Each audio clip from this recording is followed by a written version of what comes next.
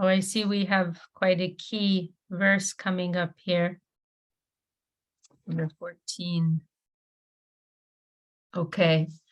Omayana Timirandasya Yananjana Shalakaya Chakshurmilitanyena Tasmai Shri Gurave Namaha. Welcome to Brooke, who's also just joined us. All right, so verse 11. So we can all chant together. I think it's the best way to do it. Kayena manasa buddhya kevalernjayarapi yogina karma korvanti sangam tyaktvatma shudaye yukta karma phalam tyaktva shantam apnoti naistikim ayukta kama karena pale shakto nibhadyate sarva karmani manasa sanyasyaste sukhambasi Navadvade pure dehi naiva korvan na karayan na kachitvam na karmani lokasya shrijati prabhuhu na karma phala samyogam sabhavastu pravartate. Okay, I think I'll pause there and we can go to these translations. Maybe Chinmoy Prabhu, do you want to read the translations for those verses? Oh, for those 4 verses? Yes, yeah, please. Okay, starting from the first. By giving up attachment, the karmi yogis perform action merely through the body, mind, intelligence, and even the senses for self-purification. Giving up attachment to the fruits of his actions, the materially unmotivated nishkam karma yogi attains constant peace or liberation from actions and reactions. But the fruitive worker, sakam karmi, is attached to the fruits of his actions and he becomes implicated by his endeavors. Mentally renouncing all actions, the sense-controlled embodied living being resides happily within the city of 9 gates, neither acting nor causing work for others. And a little note here, the body of 9 gates, 2 eyes, 2 nostrils, 2 ears, mouth, anus, and genital. 14, the Lord does not generate anyone's ego of considering themselves a doer, nor their actions, nor their association with the fruits of their actions. These are all a result of their external nature of ignorance since time immemorial. Hi. Anyone want to share any thoughts on what we just read? Anything come to mind? And to welcome also Tungarasa and Kanakalata, who've also joined us. Jai Dave, please, you look like you want to say something. Oh, no, we're on the computer and I was wondering who was down here in the corner. I mean, I do like that verse, how it's saying that like basically all of our entanglement is coming from the modes of nature, and it implied is our separate free will or a separate will.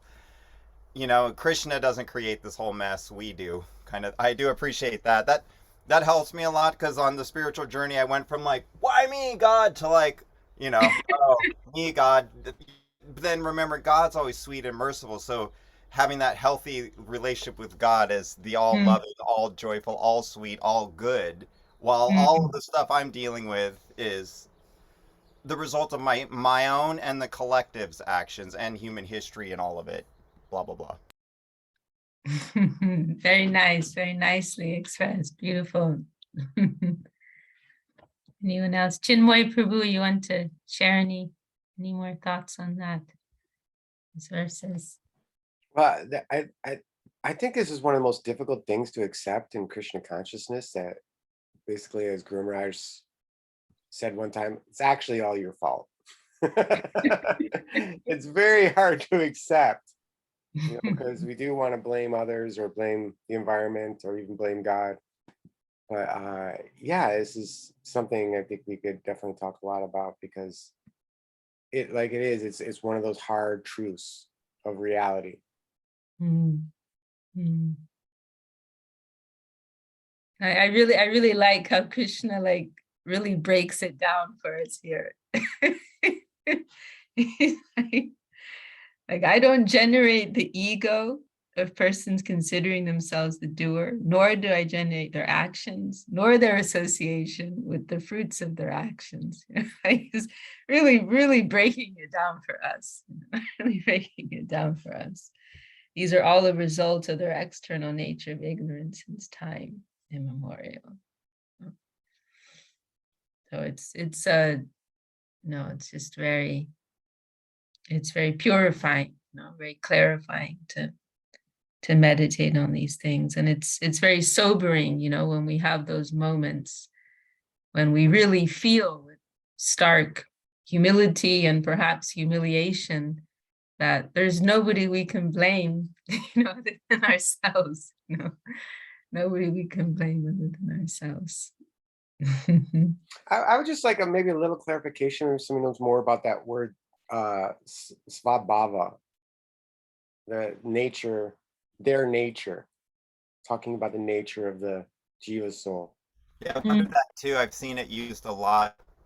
Svabhava, one's own bhava. Sva usually is one's own, right? And then, but why bhava? So that word bhava must have all these different meanings. I've Yeah, heard it used in like a mundane sense. Sorry, go ahead. Oh, I've heard it used to refer to things in the relative plane as well as bhav, like. Well, I've seen 3 different types of bhavas, but it does depend on what diacritic is there in one of the cases. Yeah, bhava is like birth, death, like the changes of life, the short A, and then bhava's like a mood or an atmosphere or like a feeling, sort of. I mean, and indescribable things that I can't even say in English. And there's also bhava, which is the to be, part of the to be verb. I'm not sure if that's a short A or a long A, but perhaps this. Wait, so the bhav referring to material nature, is that normally with a short A? No, that's what I mean. I've heard that word bhava, somehow like how it is used right now, how Chinmoy, how you're asking about. I saw that just recently somewhere else, and I kind of wondered about that because we use the word bhava in such a high way, right? But then I saw it relating to exactly what it's relating to. It might even been this verse. I don't even know. So I had the same question Chinmoy does of that breakdown.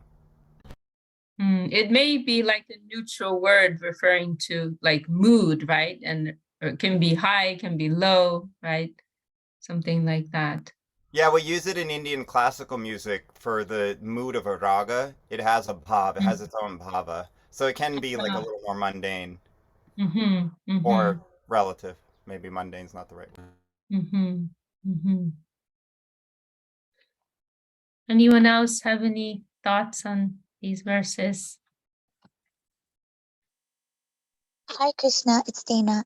I just had Dana. a thought, and I don't know if I'm taking it in the right direction or not, but when you come to this realization of like it's all my fault, or it can be kind of overwhelming for this realization. And how do you forgive yourself? Like, how do you not go in a bad direction with like, you know what I mean? I don't know if that's okay to ask, but why would it not be okay to ask? We're very, very happy that you're joining in the discussion.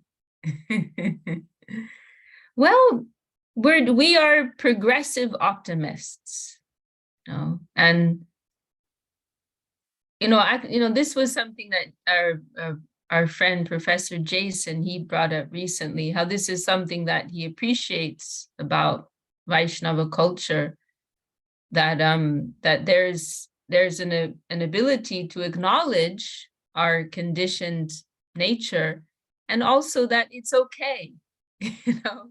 Like a lot of these modern, what do you call them, like self-help groups, and they're into like what my mother calls toxic positivity. Like they really overdo this thing of like, everything's great. And I'm so wonderful. And I'm so perfect. And I'm so beautiful. And everything's gonna go my way. And I'm the center. I'm number one, right? No. But it's kind of like just putting a big band-aid on things, you know. And in Vaishnavism, or you could just say in general, in genuine theistic culture, there's an acceptance that I'm not okay, you know, and that's okay. You know, it's okay that I'm not okay, you know. And you know, the main point is that if we want to really move forward, if we really want to progress in an authentic way, we need to first have some clarity as to where we are. No, and that doesn't mean we're being pessimistic by realizing our conditioned, limited, faulty nature. It's just a realistic assessment of the situation. You know? And then we're and we're not just sitting and wallowing and indulging in that. That's another pitfall that can come up, right? But we're taking shelter. You know, we're taking shelter of a beautiful shelter. There's a beautiful line in Srimad Bhagavatam, Kam vadayalam sharanam vrajema. You know, where will we find a more merciful, loving shelter than Krishna?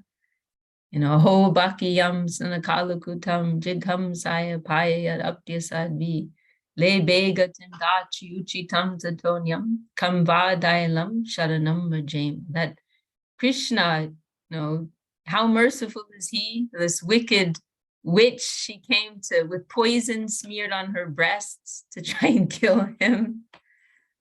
You know, but Krishna simply thought, oh, she wants to give me some milk. You know, she's a nurse, she's an affectionate nurse. And he gave her a position as a nursemaid in her next life. You know, so the verse is saying, my God, how merciful is this Krishna? Like, who is more kind than Krishna, that he blessed somebody who came to kill him. He tried to kill him. So kam vadayalam sharanam vrajema. Where will I find a more, to whom can I surrender other than Krishna? How loving, how merciful, how kind is he? So we have come to such a loving Lord, such an affectionate Lord. And he is also all powerful. Can he not, you know, there's a beautiful verse in our book, Shri Prapana Jivanamrita, saying, you know, he who can annihilate all the universes, you know, with the snap of his fingers, can he not remove the defects of his servitors? That's nothing for him. You know, that's nothing for him. You know, he can, you know, he can destroy and create all the universes multiple times before breakfast. So he can't remove a little calm, crowed, low mode, you know, this lust, anger, greed, all these things, you know, that are floating around superficially in our mental system. He can't remove that. There's some tiny, you know, one universe is described as being, like, is compared to being one mustard seed in a bag of mustard seed. So where do we fit in on that? You know, how tiny are we? You know, it is like nothing for him. You know? So we have to have hope, have confidence in that, you know, that our Lord is there. He cares for us. He has the power to help us.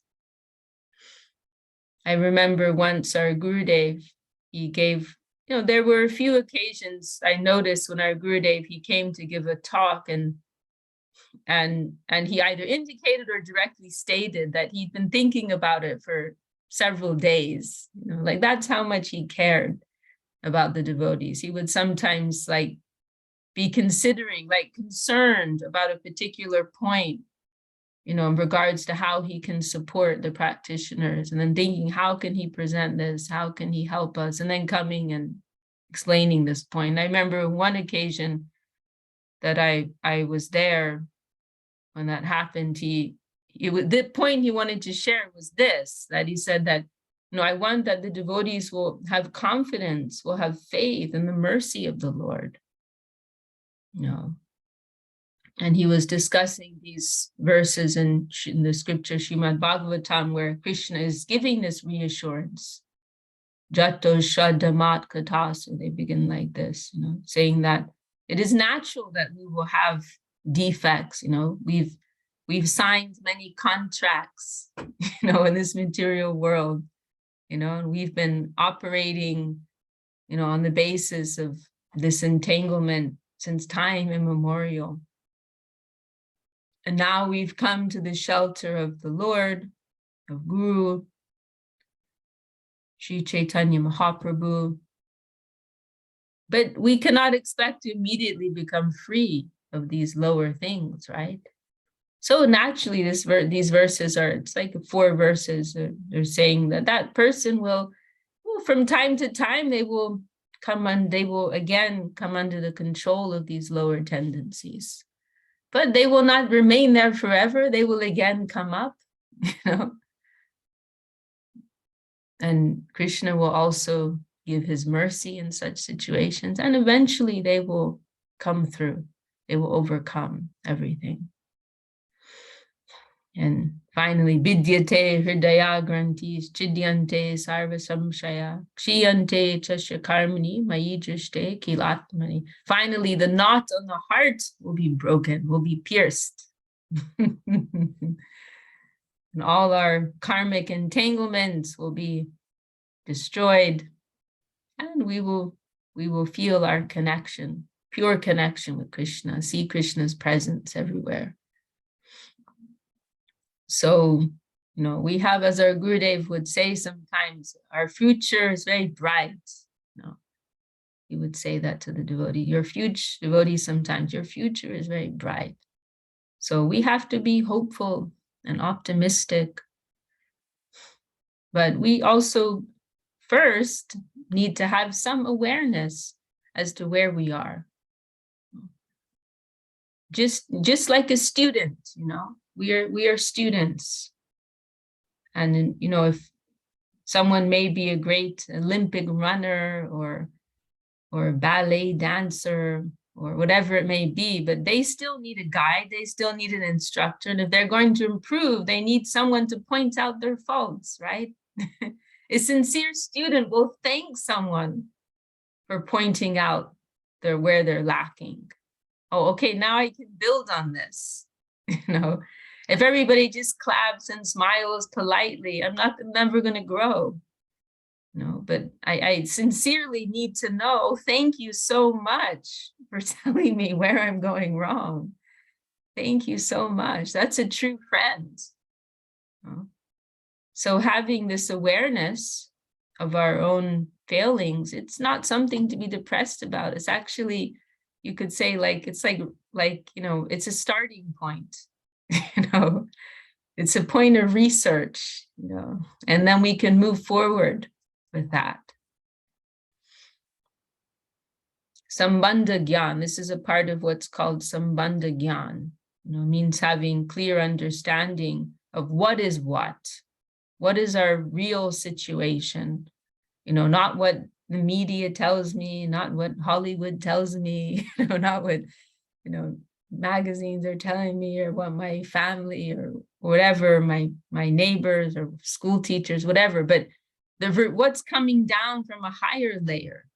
You know, knowledge beyond mortality. We have one chapter in one of Srila Sridhar Maharaj's books, and knowledge beyond mortality. Why should I seek knowledge within a plane that is within my own jurisdiction? That can only take me so far. I want to seek knowledge from a plane that is beyond the jurisdiction of my empiric senses, what is beyond the height of my realization. I want knowledge from a higher plane, not knowledge from this mortal plane, but knowledge that comes from a plane that is free from mortality. You know, I want that type of knowledge. So that is called Sambandha Gyan. You know, the revealed truth that comes from a higher layer. And that is telling us, you know, what is the real situation in this world? What is my true nature? What is my true goal? What is my true need? This is Sambandha Gyan. So having awareness of what are all these things swirling around in my head, what this body is, these are all helpful things. It's like just being practical, right? Okay, I get what's going on. We don't need to be depressed about it. We can be happy even. Oh, now I understand what's going on. I can recognize what this is. I'm under the influence of lust. I'm under the influence of greed. Okay, let's be progressive. Let's be pragmatic about this. Let's work with this. How am I going to move forward from here? Optimism is the nature of faith to be optimistic, because if God is there,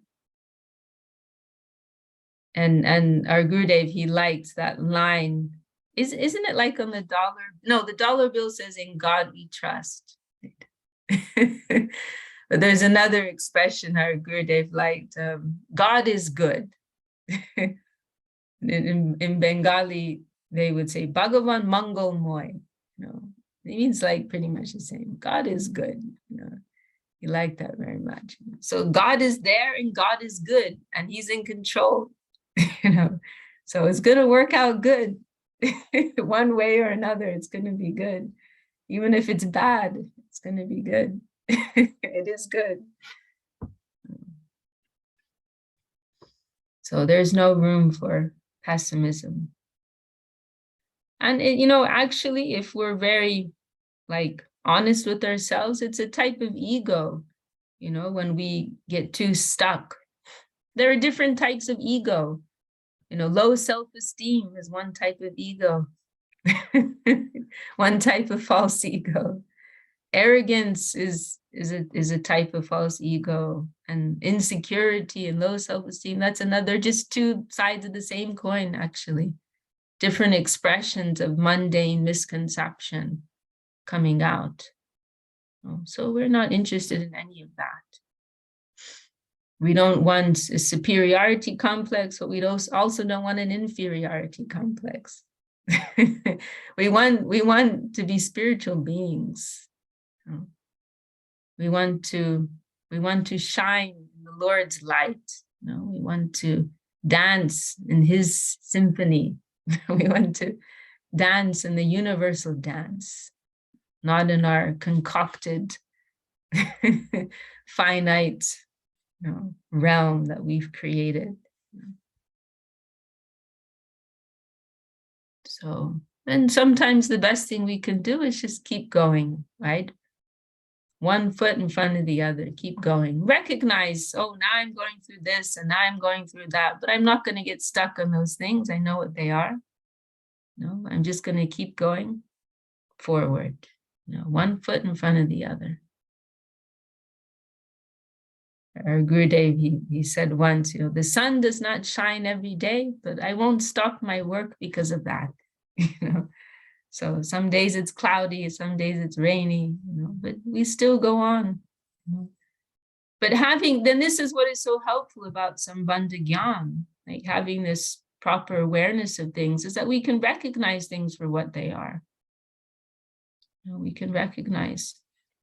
We may not be able to totally disengage from it, but we can recognize it for what it is. Okay, I remember one time there was one lady, a young lady, when I was living in India, really nice. I liked her very much. Very little wacky and very, very intelligent. She was very intelligent, well educated, but a little wacky, and a little. She had some type of mental issue, but very charming person at the same time. But she would struggle with her mind, and she used to be very direct with our Gurudev, and she would just tell him all kinds of things, Calcutta lady. And maybe Chinmoy Prabhu knows what I'm talking about. But anyway, I remember one time she told me that she went and she was telling Gurudev about like this current mental thing that she was going through. And she went on for some time, you know, going into it with him, and Gurudev just sitting, listening, and then she finished. And then at the end, Gurudev, he simply nodded and he said, yes, it will continue like this for some time. That was all he told her. Yes, it will continue like this for some time. I didn't try and like fix it for her, give her a big solution. Just, yes, you're going to have to tolerate this. You know, this is some mental wave that you're going through right now. And you're just going to have to like sit it out, you know, but it will pass, you know, it will pass eventually. So sometimes it's like that, right? You know, some wave of our karma and the mental plane, right, has to fire off. We just have to sit tight and not perpetuate it further, right? You know, just let it pass. You know, don't feed into it, don't perpetuate it, just let it pass, and then it will pass. You know? The sun will come out, then some other thing will come. But we keep going, you know, and we remain optimistic, and we keep good association. That's the most valuable thing in our practicing life. Good association, good association. I remember one time Gurudev, you know, sometimes you can appreciate things more by looking at them from the other way around, you know, like in the inverse. And so he said, you know, like for example, another similar comment he made, he said, which I quote sometimes, he said, if we don't try to walk, we won't fall down. If we don't try to walk, we won't fall down. But this other line, I see Brooke has her hand up. I'll just finish this sentence and I'd love to hear from you. But this other comment he made, which I'm thinking of now, is he said, we can't, what was it exactly that he said? It was something like, we can't imagine how many things we're losing by not getting good association. You know, we're losing so much just by not getting good association. You know? So it is the single most important factor of our progressive Krishna conscious lives. Good association. Brooke, please share. Sorry, I'm in the middle of some catering that I have been hired to do. So yeah. So well, I just have my camera off because I had to set my phone on. I'm running around the kitchen crazy, and I've been doing a lot of work lately on my state of mind and situation. Most of you kind of know where I'm at right now. My ex relapsed and kind of blew up our lives about 2 months ago. And I'm trying to, or I am, I'm not trying, I am, because there is no do. I mean, try, there is only do or do not. And so I am picking up the pieces and putting my life back together, and with Krishna's help and the devotees. And some of the things I'm realizing are that our current sort of prognosis of the state of mind that we're in is essential to our movement or forward progression. And so some of the things I'm struggling with a little bit are that I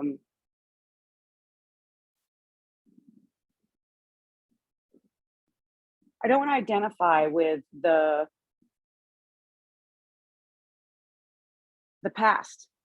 I want to be loving awareness now so that I can move forward and not allow my mundane or limited understanding based on the history or what has happened to color or affect my forward progression. And so I'm struggling with not identifying with the history as much as I'm just willing to notice where I'm at or the thought that's passing through, allow it space to be there, and then gently transform it into loving awareness and thanking Krishna for the opportunity to do it again. And I'm limited in my knowledge of Krishna consciousness. I'm new to this. I'm only been an aspiring devotee for 9 months, although it feels in my heart like lifetimes. But you know, I think our choice of words and our state of mind is so important, and I'm realizing it is, at least for me, and I don't need to live there anymore. And it's not like this false sense of happiness or positivity. It's that I'm trying to transform my mind and allow Krishna the room to take up space in my mind and in my consciousness, rather than this history that I've had, that I have identified as me, because that's not me. I'm a spirit soul. I'm Krishna's spirit soul. And because I belong to him, and because I'm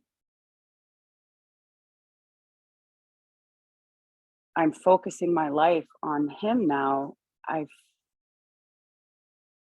don't know, I feel like I'm not really communicating what I'm trying to say effectively. But I think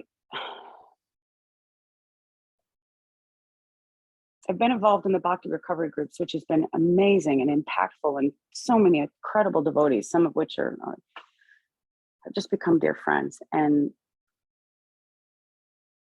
it's been super impactful, but also I don't want to live in that reality that I was this or I was that I don't know. Maybe you can start a dialogue about it. I'm noticing all of these things and I'm struggling. Well, thank you so much for having the courage to share. And that was beautifully articulated, Brooke. Chinmoy Prabhu raised his hand. Yeah, what I'm seeing in Brooke, which I was having this feeling, and then Brooke just like elucidated it even more, is that the difference really that we want to promote is God-centered versus self-centered. So even negativity, if it's God-centered, it will be beneficial, because you see in many of our songs and many of our gurus, they have what seems like a very negative attitude. Oh, I am so fallen. Krishnadas Kaviraj Goswami says I'm lower than a worm in stool, you know, and they're saying, oh, we're trapped in this material. They're divine souls. They're not trapped, but they're venting this expression. And the reason why they're venting this expression is to attract the positive. That negativity is being used in a God-centered way to attract the positive. And so if we have these situations in our life, if we connect it with Krishna, then it is actually positive, not negative. But it is negative because we're trying to attract the positive.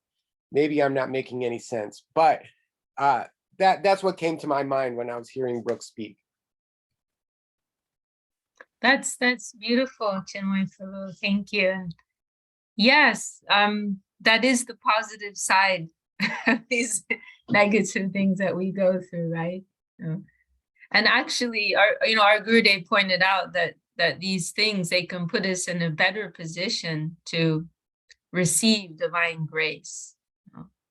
And it's funny how we can actually forget this, because it's so central to our teachings and our practice. But I find myself from time to time, like struggling with something. Then I'm like, oh yeah, it's not about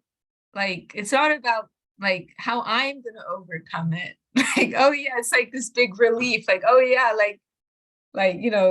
Krishna's there, Gurudev's there. Like they're gonna fix this. Like I just have to leave it to them. And it's like this relief. Oh yeah, like there's a higher power there.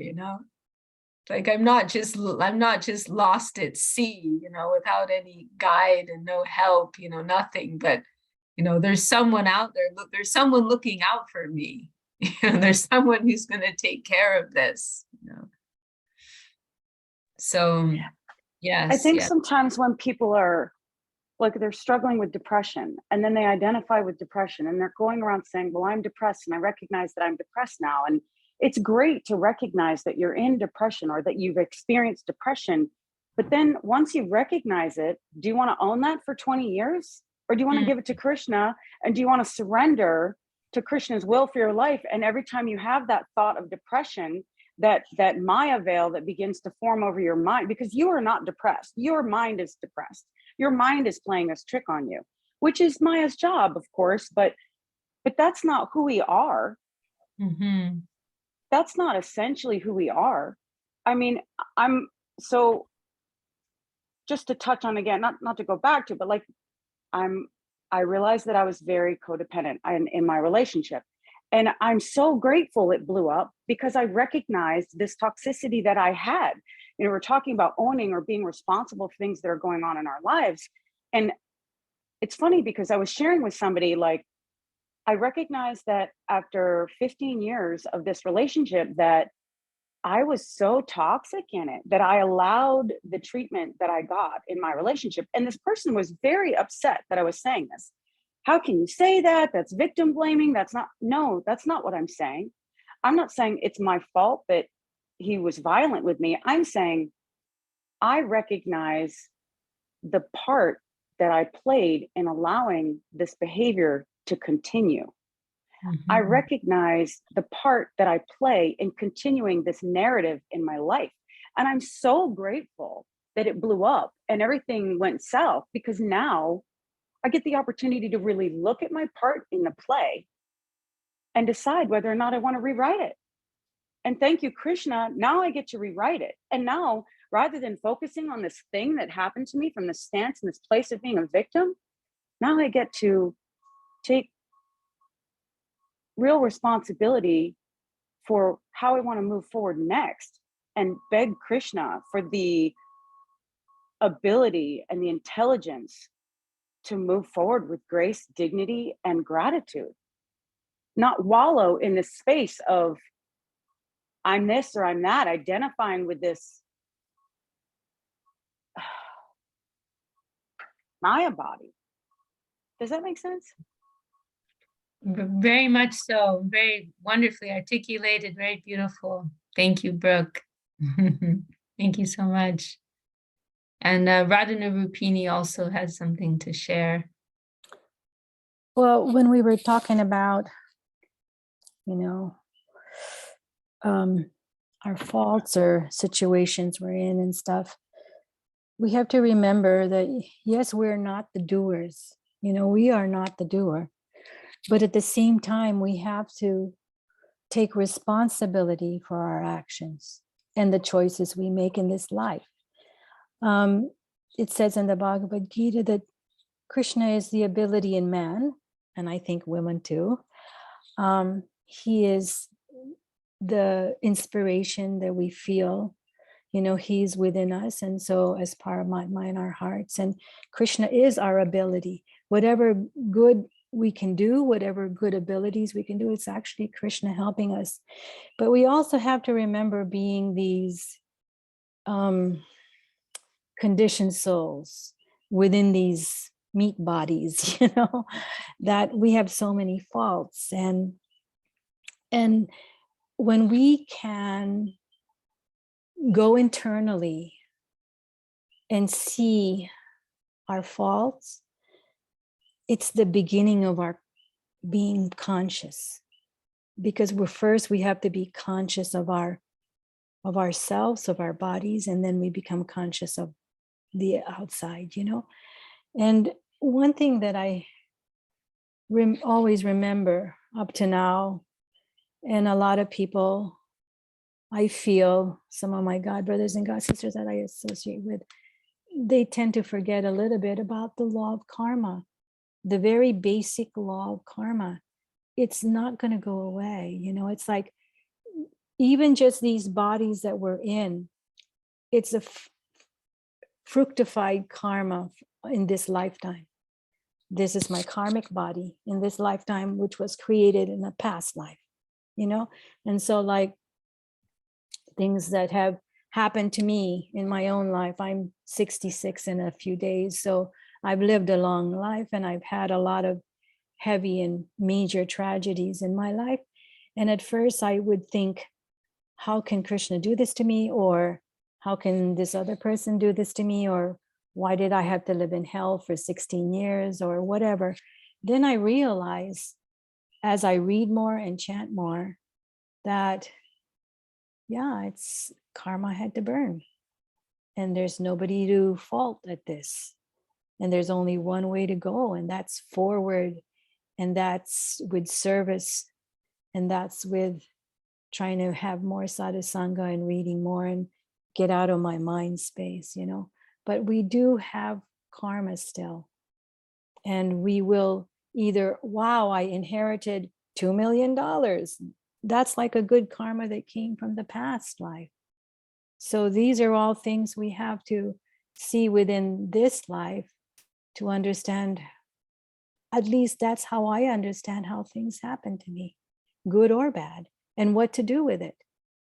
So it's a hard thing, but Krishna is the ability in man. And also another thing I've felt and realized in my life is that the moment you take one step toward Krishna, he takes 10 towards you.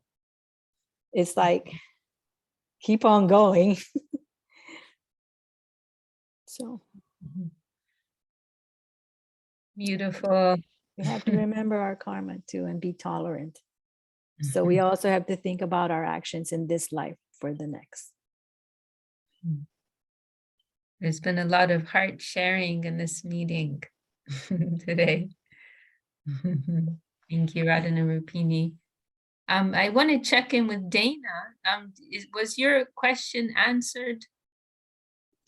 Yes, thank you so much. And it helped me to, you gave me some really good reminders of where I need to focus. And so I really appreciate it. And same with this discussion too. So I appreciate all you. Thank you. Oh, we all appreciate you, Dana. You know, another thing I wanted to say, which came to my mind when Brooke was speaking earlier, you know, you were saying, Brooke, about how, you know, we don't want to get stuck in the history, you know. And, you know, this is where I feel Shravam, the practice of hearing, is very important, you know, that we, you know, as we continue hearing and as our faith develops, then we'll see more and more that our whole egocentric experience at present is a very, very tiny, tiny part within the whole. You know, and we'll become more and more interested in what's happening in the real world. You know, like that will be like that live stream of divine reality, of the play of Krishna, the play of Sri Chaitanya Dev, you know, the play of the Vaishnava saints, our gurus, like what is there, where are they dancing? You know, what is their meditation? What's happening in their reality, which is the substantial reality. Like that will begin to, as our faith develops, that will begin to absorb us more and more. And things that bothered us before, it'll just be like, you know, water off a duck's back, you know, won't matter to us anymore because we're so absorbed in this higher plane.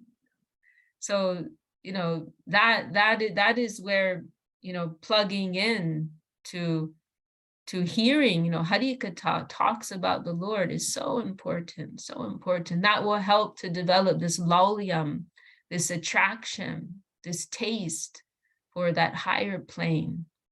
Because ultimately, that's what Krishna consciousness is about, right? Developing, increasing our affinity for something that's higher, something that's sweeter. And as that process happens, then automatically these other things will be left behind. And everything will be adjusted automatically. You know, we'll get bigger, we'll get greater perspective on what is what, how is everything, you know, what is the proper place of everything. when I, every morning I like to read our scripture Chaitanya Charitamrita, describing the life teachings of Lord Chaitanya Dev. And whenever I hear, read that text, I feel like everything becomes adjusted in my life. Like, oh, this is the real thing, And suddenly so many other things that were at the forefront of my consciousness, they're all recede to the back. They're no longer important anymore. So many things of very relative importance, they become forgotten. So I find that so helpful, so adjusting. Gangalila, you have your hand raised, your virtual hand raised. Yes. For me, what keeps coming up, it wants to be expressed. And I think it totally ties into what all these heart shares and Krishna consciousness and how we use Krishna consciousness to really navigate in our ups and downs and hardships in life. And I have something on Monday, what happened, and to me, who is Dontavius Greenling? Does anybody know him? No, we're not going to admit him. Oh, I'm sorry, I just hit it. I'm sorry. Can you undo that, Chintamani? I'm sorry. Yes, keep sharing. Yeah. So what happens on Monday? I have I have this friend with horses. I ride her horses. So she has a pretty new horse, but he isn't a new horse. So he's an experienced horse. I don't want to do any admitting right now. It's because I get all these admitting things. Chintamani, can you do that? Okay. And then I think it's for me a good example of what I've been going through also with my extreme lows when I had breakups with exes, and the biggest breakup of my life is actually with my son, who was dysfunctional before he moved out. So he has moved out, and of course I didn't break up for good with him. Anyway, so that is just like the background. But really, what really happened is on Monday I went to ride out. I'm riding that horse, and my friend is on the other horse who was too old to keep going fast. So she's like, what? And the one I was on had like a little more steam, and I was like, yeah, sure, I'd love to do a little more. So I take him and I communicate well, and I'm like asking him to stop while he was just speeding up, and I'm like, and he's obedient. It's great. I'm in control. So I felt really good. I have this amazing horse, and we are on a trail, and we do that a couple of times. So I felt like I'm so in control. Everything is so perfect and wonderful. My life's going well. And then I'm like, oh my God, it's been a while. We need to turn around because I know they're not coming anywhere. I turn around. The moment I turn around, the horse bucked and bucked and bucked. And at first I'm like, oh, whoa. And I was just kind of like, oh, look at me. I'm so strong. I can totally handle this because I'm so going to get him under control in a moment. So I'm not even in panic. I'm not even in fear. I'm not even in anything, but at some point I'm realizing I'm running out of steam. This is so hard. He's bucking. And then I start to see my friend on the other horse, Mr. Cool, is blocking the path because she's realizing, yeah, the horse is losing it. There's no more control. And I was like, oh, what was that thing I was trying to do? It was almost like when I really needed the most, I didn't remember. I was like, oh yeah, I'm in good hands. And what I did was that I remember actually in that hardship, because I was realizing I'm running out of steam. I'm really not having any control. This horse is not, and it's fucking dangerous. So what did I do? I let go, but not out of panic and rigid and all of that. But, I don't have a 20-year-old body anymore. This body is, advancing. And I shot off the horse. So I fell off. I was thrown off. Oh, I didn't really. He tried to throw me off, and I wasn't throwable. And then because I clung to it, I was like, he's mad, but I'm okay with that. Just like an example for these strange relationships. Also, I just clung to it. Like, it's okay. I'm going to hang in here, even though he's just bucking me off. And I let go. Lo and behold, the story I'm telling is not so much about horsemanship or being a hero or anything, but what I couldn't believe, like as I landed on all fours, which is far out, not on my head or anywhere, and not on my wrist, but I couldn't believe it. And then I did believe it, that I have no injuries. And, you know, we would have slammed, we were like a second away from slamming a large horse body, my body, into my friend's body and her horse body. So nobody was injured. So for me, I've been going around for days going like, oh, I'm in such awe and gratitude because I have no injuries. And that's kind of miraculous. You know, if you take a spill, if you can just imagine, you don't even have to have the experience of horseback riding, honestly, isn't it? So I wanted to share that because it showed me so much how, you know, when times are like bucking and I think I have it under control, it's like, there is a way to let go, even though in the world, I would have like broken my bones and I didn't. So that for me is that was a huge moment of Krishna consciousness in, you know, like saving me from myself, you know, because my own fear, panic would have made me rigid. I would have broken bones. And I you know, anyway, so I hope the story kind of, I feel to share it because I think it really brings in what we're all talking about today. So thank you for that. Thank you for sharing, Gangalila. Let's hear a few more verses of Bhagavad Gita. Before we have a couple minutes. I feel like we haven't heard enough Bhagavad Gita today. I'm going to go to verse 15. Just chant a few verses. Okay, let's chant together. Nadate kasyachit papam. Is that where we left off at 14, didn't we? Okay.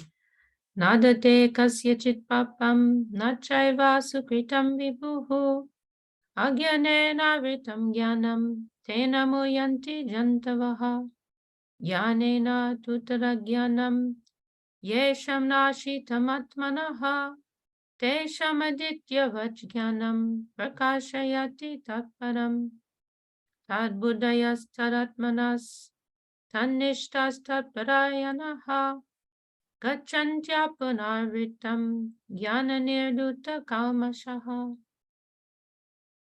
The Supreme Lord accepts neither the sin nor the piety of anyone.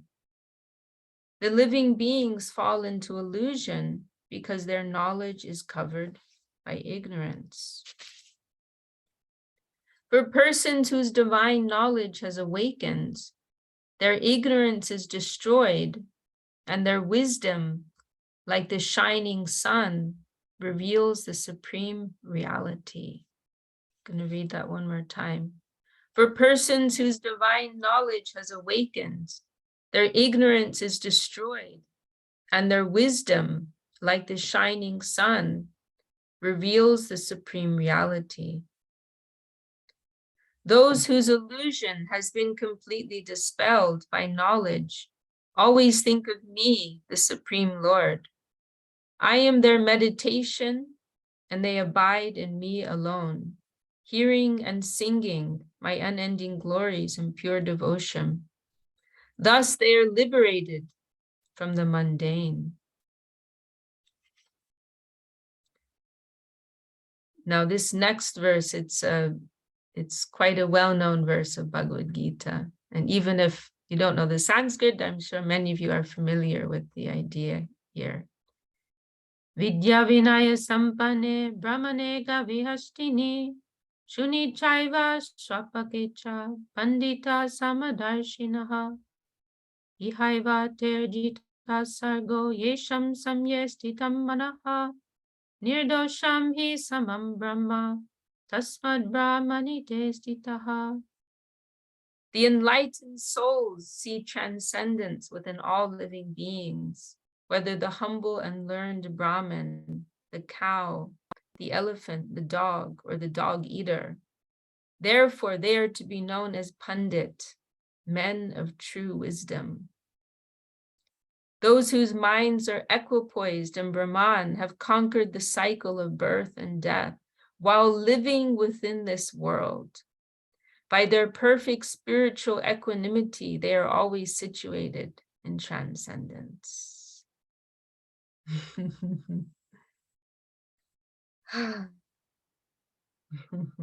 So this verse 18, this phrase we hear our gurus quote and is broadly well known, this idea, you know, that the enlightened souls, they're seeing everyone of this world with equal vision. Pandita Samadarshina. Actually, this is a word, this is an English word that must have come from the Sanskrit. Same. Sama, same. Darshina is referring to seeing, right? They see everything with equal vision. Who is Pandit, right? Pandit, a wise person, a person in knowledge, they see everyone equally. They're not impressed, you know, by your wealth, your flashy car, you know. They're not overcome with mundane lamentation by perceiving material destitution either. You know, someone who is learned and someone who is, you know, some so-called learned or so-called ignorant, they're seeing the same, equal vision. Rich man, poor man. Our Gurudev, he mentioned once, you know, that, you know, he was speaking in regards to I think it was like persons leaving their bodies after death, and he was saying, you know, someone who was a king and someone who is a rickshaw driver, you know, they may sit on a tree together, you know, and their lives in this world, their social, you know, circumstances were the opposite ends of the spectrum, but that's all just a show, you know. But in you know, after their death, they're in the same situation, you know, same situation. And you know, I have to say, you know, that having had that experience of meeting a true, you know, Pandita Samadarshina, you know, our Guru David, it brings this all to life for me, you know, because it was so apparent in him that he had that type of vision. You know, he wasn't impressed by the things that we tend to get impressed, you know, oh, so-and-so has a PhD in this or that, you know, or whatever it is, you know, those things just didn't impress him. You know, it didn't mean anything to him. I can see his expression right now, because sometimes, you know, devotees would bring things to him or say things to him that are meant to be like, you know, they're considered impressive, and it just didn't mean anything to him, you know. And when he would look at you, he could look at you with this X-ray vision, you know. He was looking through to the core, you know, he was looking through to the Atma, you know, and looking at what are the layers surrounding that. He wasn't impressed by your social position or your education or whatever. That didn't mean anything to him. He really saw everything on the same level. There was this one man, I heard about this from our friend Shuddha Shava Prabhu. I think this was before I came to live in India. One man, he used to, trying to remember the exact details. I think he used to like sell potatoes. Maybe Chinmoy Prabhu knows the story too. I think he used to like sell potatoes, and you know, you see in Calcutta and in the villages, you'll see like sometimes persons, they'll just sit on the side of the road, like selling one type of vegetable or some item, you know, pots, or like, you know, selling some simple thing, and that's how they live. And there was this one man like that, and I think it was like he sold potatoes, and previously he used to smoke. And then when he came and took an initiation from our Gurudev, he stopped smoking. And every day, every morning he used to come, and the money that he would use previously to buy cigarettes with, he would offer to our Gurudev. Every day he used to do that. And, you know, it's like a few rupees, you know, like nothing, a few pennies, you know, in American currency, like, you know, nothing, you know, but he did it with so much feeling, you know, so much heart.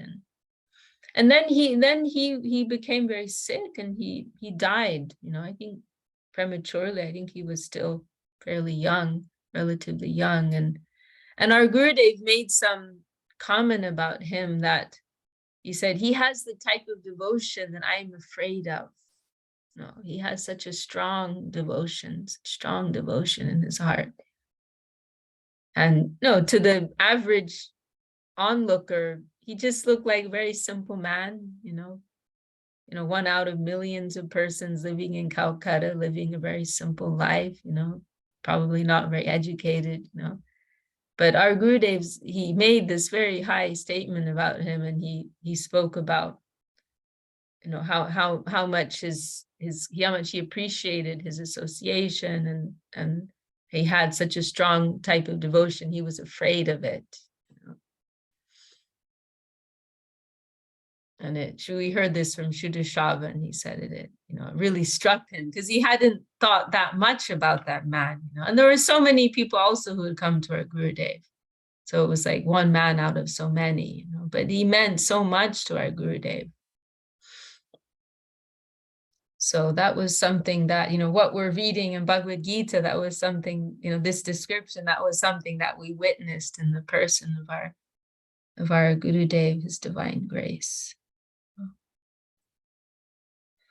And it can be embarrassing, you know, at least for myself, to see how we can get so spun out by superficial things, you know, become,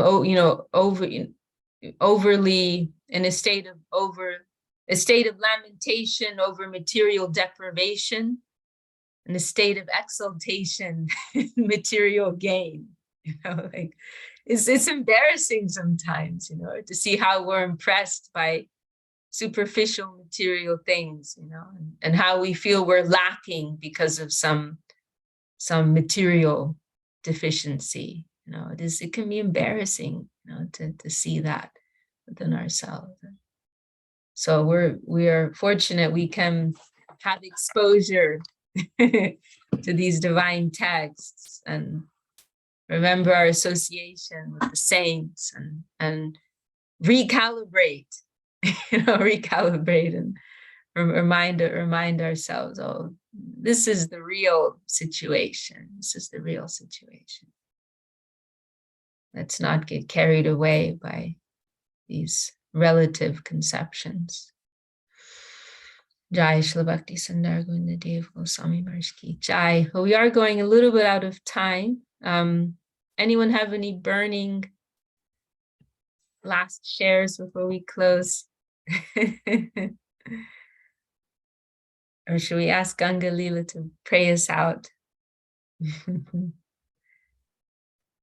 I Thank just you for wanted to your acknowledge. association. Oh, so sorry. I just wanted to acknowledge that Marie had a lot of wonderful comments in the chat box that we didn't read out loud. And I wanted, Marie, did you want to give us a summary of some of your lovely comments you left in the box here? No idea how to summarize them, and now I'm embarrassed. So. Yeah, Marie always has a lot of insightful comments in the chat. Thank you so much. And I apologize for the Zoom interruptions. Radhana Rupini was sharing something, and Ganga Leela was going to close us out. I was just saying thank you, everybody, for your association. Thank you, Radhana Rupini. Thank you, Shagadasi, and all the assembled devotees. Maharaj Ki Jai. And may we continue to be moved from our heart. Like today, I really felt so much, like you said, Vishaka Didi, like heartfelt shares. May we be still coming from that place where the heart is touched, where it's staying touched. And if it's not touched, then we have to do something to have that heart being touched and live from that place. Like it's so closer to Krishna that way. And then we can unmute and chant the Maha Mantra 3 times together. If you like to unmute. Hare Krishna, Hare Krishna, Hare Krishna, Krishna Krishna, Hare Hare, Hare Ram, Ram, Hare Hare. Hare Krishna, Hare Krishna, Krishna Krishna, Hare Hare, Hare Ram, Ram, Hare Hare. Hare Krishna, Krishna, Hare Hare, Hare Ram, Ram, Hare Hare. Hare Ram, Hare Ram. Haribo. Haribo. Have a great week, everybody. Dandavad.